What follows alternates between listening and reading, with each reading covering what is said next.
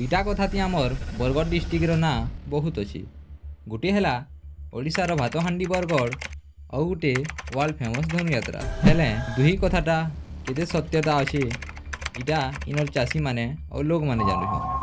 ଚାଷୀ ଇନ ସବୁବେଲେ ସମସ୍ୟାମାନଙ୍କର ସମ୍ମୁଖୀନ ହେବାର୍କେ ପଡ଼ୁଛେ।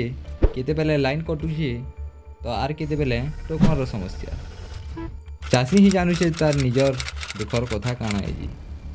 ଆଉ ଧନୁଯାତ୍ରାର କଥା, ଧନୁଯାତ୍ରା ଲାଗି ଯେନ୍ ପାର୍ମାନେଣ୍ଟ ଗେଟ୍ର ରଙ୍ଗମହଲ ଆଉ ତାର ସୌନ୍ଦର୍ଯ୍ୟକରଣ କରବାର୍କେ ଯେନ୍ ହଜାର ହଜାର କୋଟି ଟଙ୍କାର ବଜେଟ୍ ଦିଆଯାଇଥିଲା, ଇଟା ସେ କୋଟି କୋଟି ଟଙ୍କାର ଗେଟ୍ ଯେନ୍ଟାକି କାଲ ବୈଶାଖୀ ଝଡ଼ ବର୍ଷା ଥି ଜମ୍ପୁରକେ ଯିବାର ରାସ୍ତା ସାଜିଛି। ଇଟା କେନ୍ସି ପାର୍ଟି ପଲିଟିକ୍ସର କଥା ନୁହେଁ, ଇଟା ହେଉଛେ ଆମର ବରଗଡ଼ର ଜନସାଧାରଣର କଥା। ଏନ୍ତା ପତ୍ର ଯଦି ଆମର ପ୍ରକଳ୍ପ ହେବା ତ ଆମର୍ ଆଗ୍କେ ଯେନ୍ ହେବାର୍କେ ଯାଉଛି ଜିରା ନଦୀର ପ୍ରୋଜେକ୍ଟ, ସେ ତାର ହାଲତ କାଣା ହେବା।